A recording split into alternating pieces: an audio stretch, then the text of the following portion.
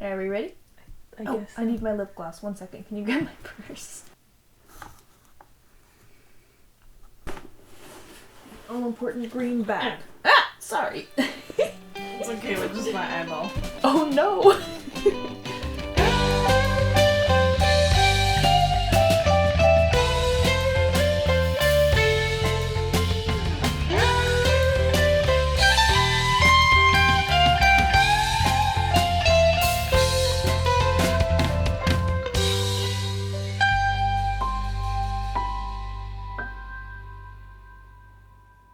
Hi there, welcome back to... Welcome, I don't know what I said. Welcome back to First Draft Films from Indie to Hollywood. I'm Kate. I'm Brooke. Today we are going to talk about the styles of filmmaking. Yeah, a little piggyback off our last episode talking about the stages of filmmaking, pre-production, production, and post-production. Lots of production. All the production, all the time. So I wrote down some notes. I can't see them. Why can't you just see through microphones, Brooke? I thought that was just a common thing. I can see them. Okay, I love you. Hollywood standard. That's what you wrote down. You want to explain? Well, as saying in the car, I wanted you to explain. Oh, that's right. What does Hollywood do? What does a typical film set look like? We've never been on one, but what do we know of what they do? Yeah, kind of what we covered yesterday is really yesterday. Last time? episode. That's really what happens as far as I understand on a Hollywood set, whatever that is.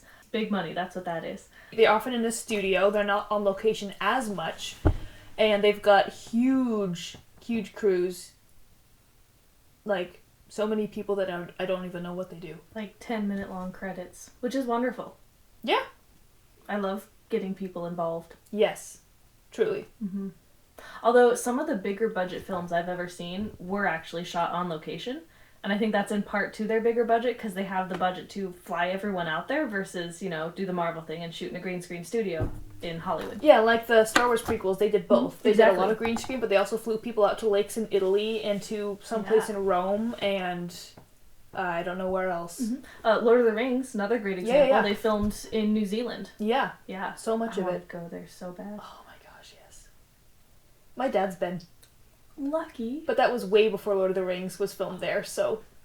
Yeah. And then my grandma went a few years ago and she was like, yeah, we toured the Hobbit hole and everything, but she has never seen the movie, so she was like, oh yeah, this is a cool thing, that is cool, but I don't really know what it's about, and we were all like, nice, Graham, good for you.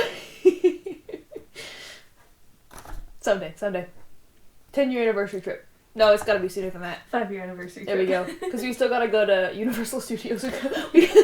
We gotta start with America, I guess. Yeah. We're kind of here, so... Yeah. Anyways, the Hollywood standard, yeah. That, as best as we know, from our research, my research. Yeah, that's the Hollywood standard, You get money somehow, either loans or investors. Oftentimes a studio will back it and then make money off the tickets. Pretty straightforward, very detailed, lots of people involved. Yeah. Lots of money involved. What we do is not that. Mm-mm. What's the next item on your list? Guerrilla filmmaking. Guerrilla. Spelled? Guerrilla. Yeah, not gorillas. It's okay. That was the most condescending thing I've ever done. Oh no. Oh no. It's okay. Do we want to explain why I did that? No. Okay. Alrighty. Guerrilla filmmaking, as in guerrilla warfare, in the jungle, sneaking around. It was funny. We were looking up exact definitions, and we should read that. Oh, the exact definition of... Can you pull it up? It was a studio... Just type in... I typed in guerrilla filmmaking definition, and it was a studio binder article. And the first one that I scrolled past was a Wikipedia article, and it seemed pretty neutral, but then the studio binder article came in and they had a very definite slant to it. Okay, I'm going to read both of them. Okay. From Wikipedia, guerrilla filmmaking refers to a form of independent filmmaking characterized by ultra-low micro-budget... Wow. Skeleton How crews... much more micro can you get? Ultra-low micro-budget. Skeleton crews and limited props using whatever resources, locations, and equipment is available. Often scenes are shot quickly in real locations without any warning and without obtaining filming permits, especially that last part. The studio binder definition: guerrilla filmmaking is a shooting style that is done clandestinely with no film permits, limited props, and usually a bare minimum crew. This usually means shooting on location quickly before anyone else notices what is going on.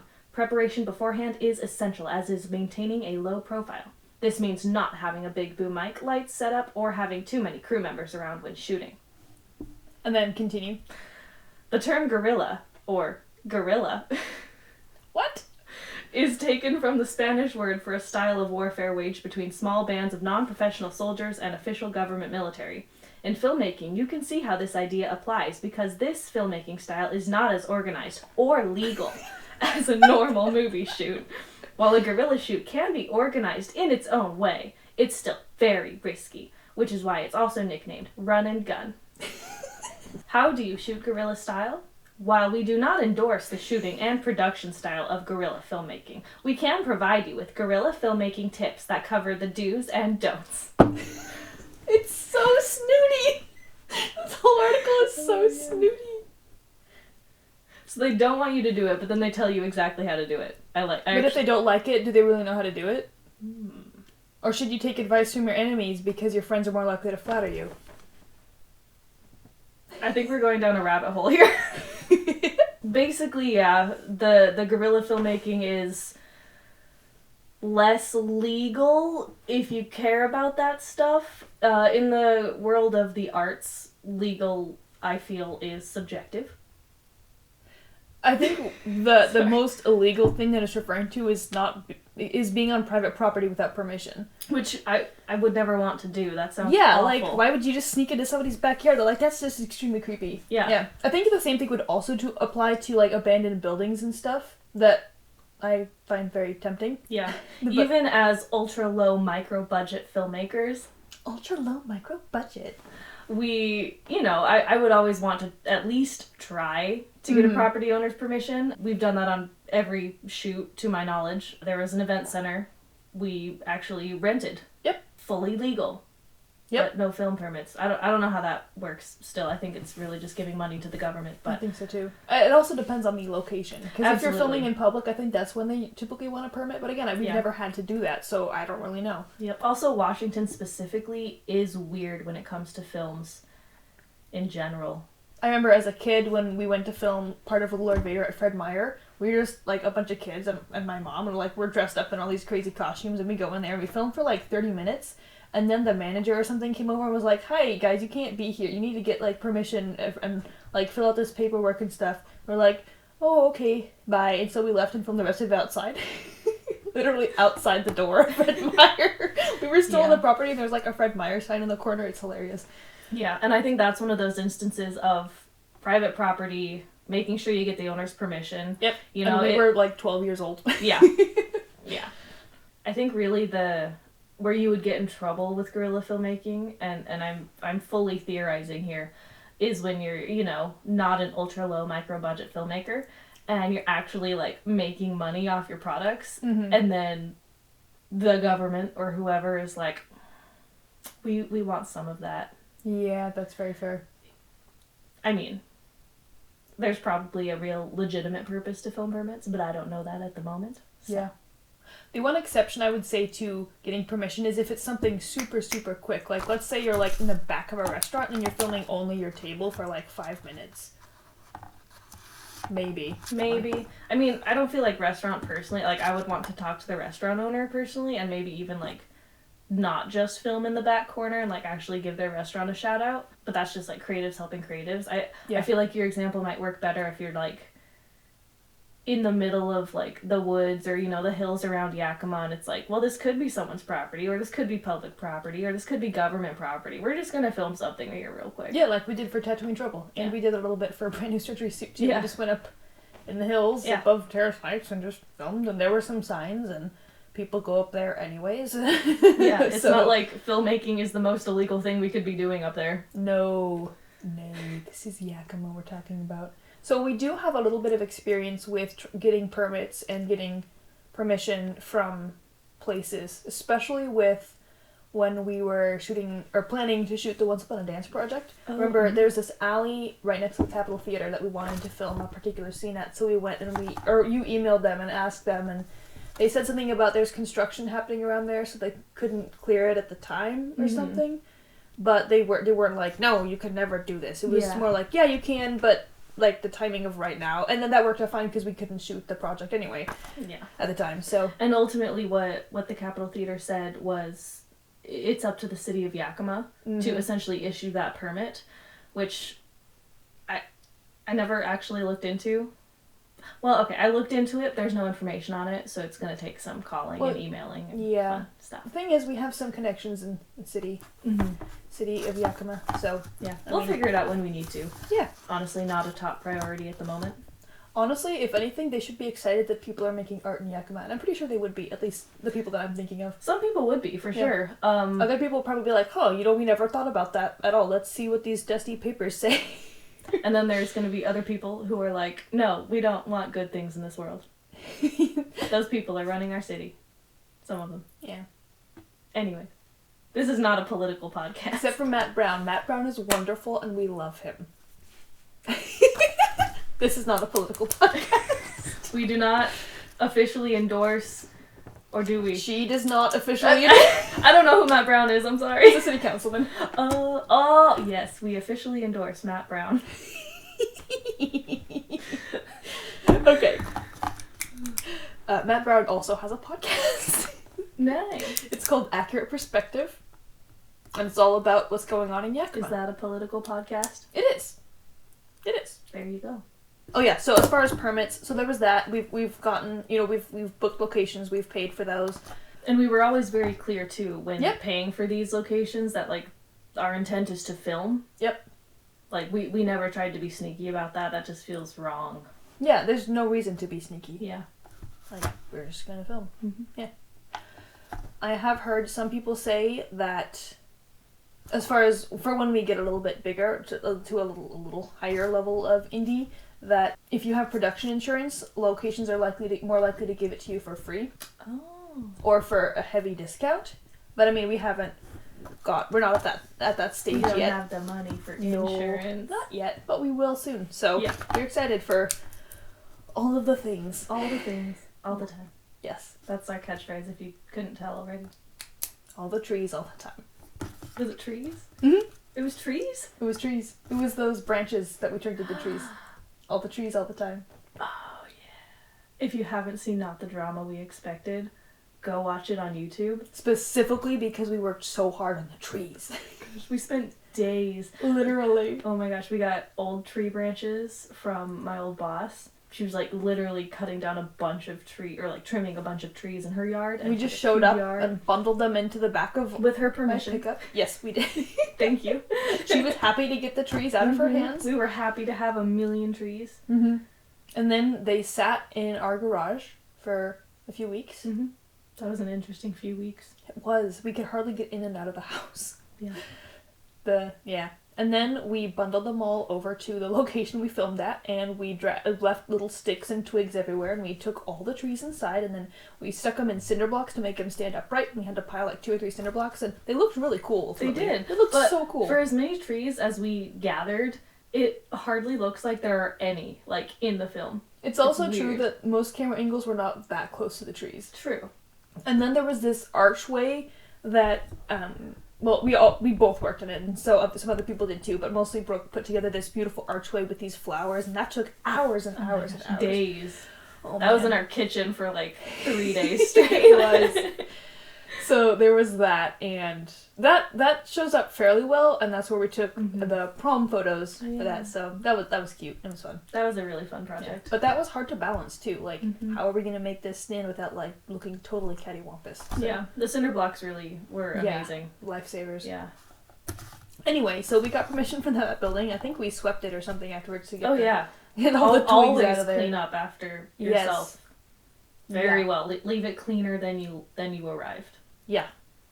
Number one rule of anything, life. Yes. When we were naively trying to film 29 Trouble in the summer of 2021, we went and we looked at the state parks that are the old military forts on the west side. Fort Flagler, Fort Casey, and Fort Worden. And we actually looked up the state parks website of Washington and with the paperwork that we would need to fill out in order to get permission to film at these state parks. And one of the big kickers that ended up showing us that we needed to postpone the project was, for one, they needed 90 days notice, and we wanted to film in like 2 months instead of 3 months. It was 60 days notice, but we wanted to film exactly 60 days from the day I was looking it up. So right, yeah. So that's not going to work. There was a $1 million insurance bond. Yep, which isn't that expensive to get. It's less than $1,000. We actually, were planning to do this, but we didn't have quite that money and the few thousand additional to pay for the state park permit. So all in all, it's not that expensive. You just need to be prepared. We were just ultra low micro budget at the time. Ultra low micro budget. I want that on a t-shirt. Ultra low micro budget. I'm gonna write it down.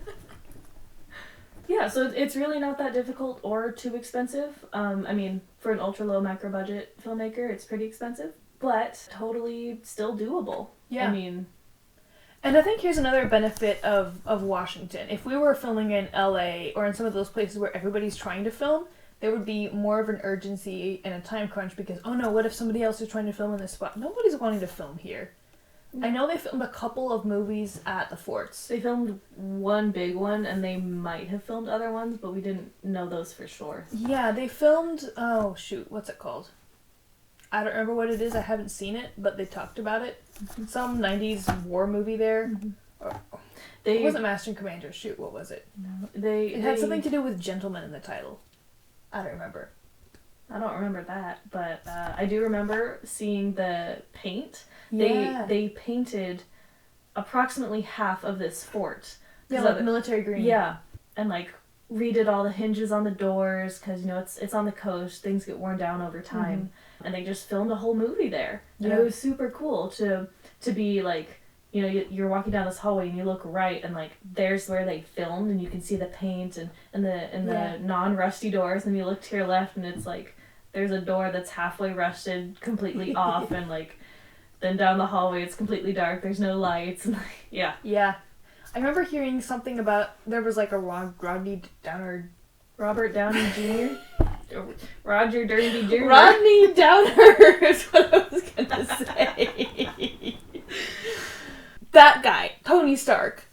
He was filming something there, apparently, is what I was told, but I have no idea what it was. Or maybe I'm just remembering the wrong name, which clearly. This is the next Benedict Cumberbatch. What? You've seen those jokes and memes, Benedict Cumberbatch.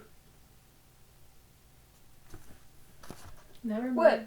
I'll show you later. Maybe I've seen, but I don't remember. I don't know. His name, and you can misspell it a million different ways, and everyone knows that it's Benedict Cumberbatch.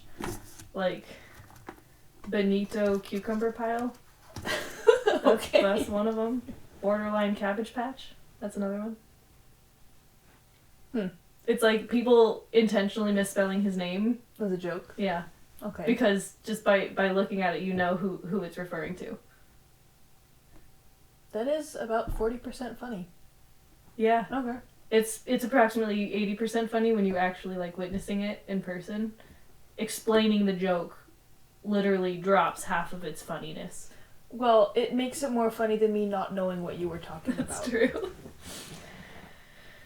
Guys, I don't know memes. Yeah. People always explain them to me, and I always sometimes I feel annoyed when they do. I didn't feel annoyed right now. That's good. But I'm what do you think? I live under 5 rocks? And I'm wait a second.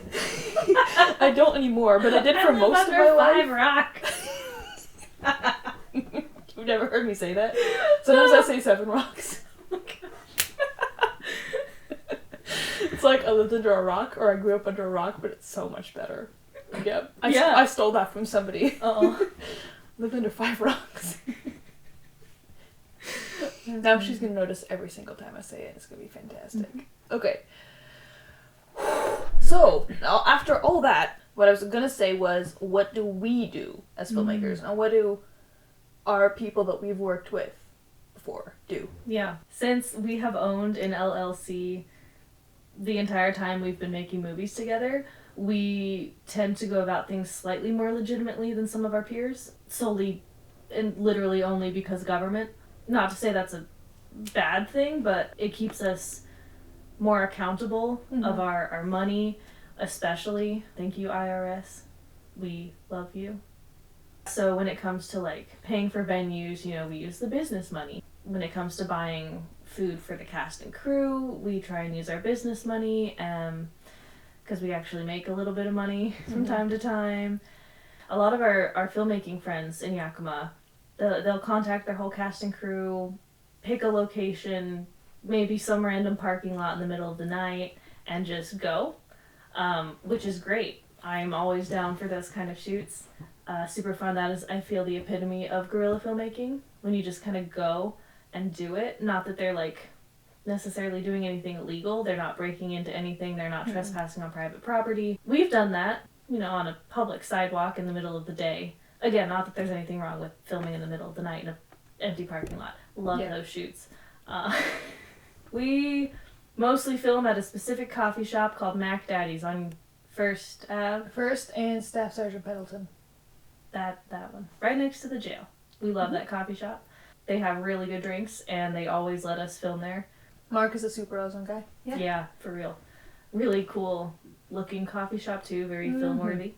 Yes. We have filmed twice there. Yeah. And we'll film more there. Yeah. Hopefully. We filmed in our house a lot. We've filmed at friends' houses. At friends' houses. We filmed a whole movie at your parents' house once. Yeah. There was one time we didn't ask permission on a place, but that was the museum, so I don't know if that really counts. I think that's the most guerrilla thing we've done Yeah. in recent times. Yeah, it was sunset. We just finished filming the majority of, let's see if I can remember it, no. You can do it. This is my own movie. I directed this. I should know this. Not what we ever previously thought we had the capacity for. Yes, I told you. Okay. Good job, Brooke. That movie. I call it the sequel because I can't remember the title. Now we expected to. Also answers to that name. Yeah, so we just finished filming. filming It's like the awkward middle child with the really bizarre name that kind of is embarrassed by it. I don't know if that's a thing or not, but it just popped into my head. We're both oldest children, so I don't know if we can attest to that really. My sisters will gladly correct me if I'm wrong if they watch this, but they will also not relate to having weird names. All my family has very standard names. Yeah. On purpose. Anyway, we just finished that movie, and we had like one scene left, and it was the opening scene, and we get to this park right at sunset, and we're filming on the steps, and it's supposed to look like a high school, but it's a museum. But it looks really like a high school. Yeah. You know, when you've got a bunch of teenage-ish looking people with backpacks sitting in front of this building. It worked out really great. But for that one, we literally just arrived. Yeah. It also helped that they were closed on that day anyways, so Yes. it's not like there were going to be people walking in and out like, what are you doing? Yeah, we were not interfering with business at all. Nope. The parking lot, was practically empty anyways. And people park there all the time anyway, for the park and then for the pool. It's a school and a park and a pool, but yeah. Yeah. Yeah, so that's probably the closest we've come to legitimate guerrilla filmmaking in my memory. Or would you count the Franklin Arches? But that's like a public park too. Technically that's part of the school. Yeah, but everybody treats it like a public park. Yeah. Yeah, we don't intentionally go to private property that we've never gone to before. Like, we go to Franklin all the time. Yeah. We know the place really well. We know the habits of the people who go there. The one thing about filming at the museum was that if you look carefully in the background of some of the shots, there's this huge, like, blue and white banner that talks about the Yakima Museum. And Yeah. And I was trying to not get it in the shot. I mean, I wasn't the one in charge of the camera. I presume Gage was trying to keep it from not getting in the shot and succeeding in not getting in the shot. But like, if you know where to look, you can see it says like museum or like the corner of the word or something. Yeah. If you go watch that video and you see that sign, leave a comment on the video so we know that we're not crazy. Yeah. I wonder how many people are now going to pause this and run over. That would be so fun. Probably no one. I'm too lazy to do that myself. Well, if they now hear that we're talking about them, then they'll be like, if I don't do it, oh man, they're going to think I didn't watch their video. Or maybe they'll have some more heinous reason, who knows. Or maybe they're just lazy and they don't care about us. Or maybe they just care more about us right now than that one movie. Like, I want to watch what they're saying now. They're really getting rambly. Yeah. And this is sort of ridiculous at this point. What's our topic? Did I answer your question? You asked me a question. What do we do? Did I answer that? I feel like you did, yeah. Oh, what do we do as far as crew? Who do we bring onto the film set? Anyone and everyone. Mostly Trevor. Lately. Yeah, lately. So for us, our bare bones crew is director, producer, DP, and possibly usually another camera person if we're working with multiple cameras, which we've done for the not the most recent project, but a most recent project. So I wouldn't really count that as skeleton crew. So director, DP, producer, usually yeah. us. Lighting, always a must. Sometimes that's usually the DP. Not usually for us. Really? Is lighting usually you? Well, yes, Like, but okay. Recently it's been Trevor. Yeah. Which has been amazing because he's the best lighting Yes. guy I've ever met, film or theater.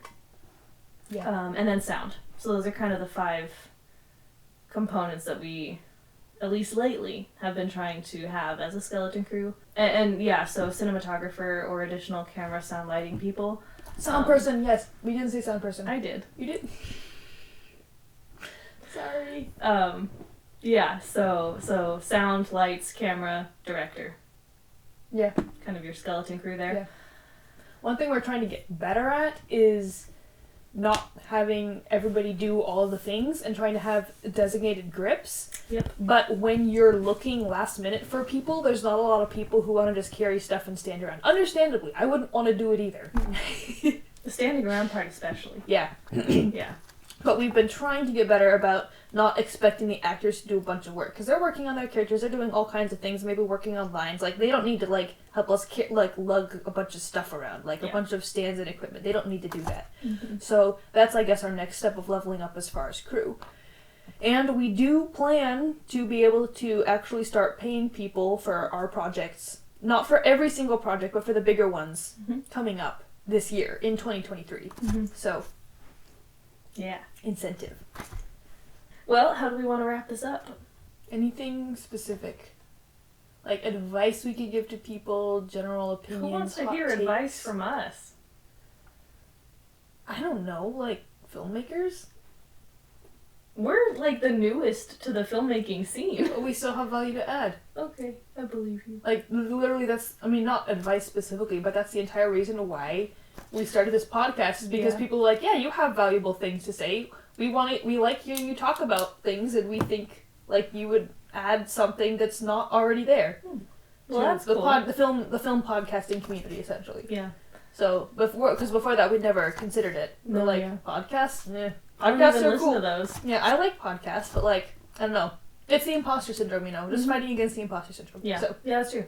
Okay, so if there's one thing I would tell people, either in the indie film community already, or thinking about starting, or wherever you are in the film journey, I would just say that, like, do quality things. You know, everyone talks about quantity over quality. Do one film a month and submit them all to film festivals, or just do it. Which, yeah, That's a place to start. that is a But good it's not a place to place to start. continue for a long time in our opinion. No, you need time to develop a quality movie, even if it's only going to be like 10 or 20 minutes long. I mean, look at Suck, for example. Oh my gosh. Can you imagine if Kyle had written and directed and produced that in 1 month? It would not be nearly the quality it is. And that's what I want. I want to produce one piece. I would rather produce one quality piece of work in a year that I can truly say I'm actually proud of and have learned a lot through, rather than 12 mediocre at best films of varying lengths that I would look back and be like, yeah, I learned some stuff, but I'm not proud of the final product. Yeah. And that's just me, you know, if you want to go and make a dozen films in 1 year, power to you. I mean, that is a lot of work. We know people who've done that. Yeah. And it's, like, mind-boggling. Yeah. The amazingness of that. It is, but, yeah, for me, that's just a lot of unnecessary stress that you could be, you know, not having, and a lot of time that you would be spending on things that probably really won't be as good as they could be if you actually just even put double the amount of work into them. Do 6 in a year, you know, and have them be twice as good as they would have been otherwise. Yeah. So that's my advice. Dang it, now I have to have advice too. It's gotta be as good as that too. Oh man, oh man. If you could tell yourself 2 years ago something, what would you tell? Because 2 years ago was approximately the release of Tattooing Trouble. Oh my gosh. I know. Dang. Now look where we are. What would you tell yourself? I would tell myself to stop waiting for money. Because that's why I didn't make movies for 5 years. We can't just keep nodding forever, Kate. This is very true. This is how we end podcasts now. Sorry to all you who listen audio only. Just nodding, staring blankly to the camera.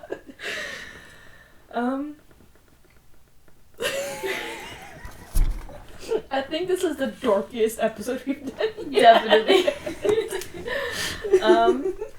Alrighty, with that, thank you so much for watching and listening. Like, subscribe, or whatever you do on this platform. We really appreciate feedback. If you've been listening for a while, let us know. Send us a message on Instagram. Leave a comment on YouTube. I don't know if Spotify has anything like that. Probably not. I think they have a thing, at least on some that I've seen, but... Okay. Do whatever you want to do, or not. It's up to you. Do the right thing. Whatever that is. Thanks for watching. What you said sounded like postmodernism, so I had to throw something in there. Sorry. Don't be a postmodernist. Yeah. Thank you so much for watching, and we'll see or hear, or you'll hear us next time. Take care.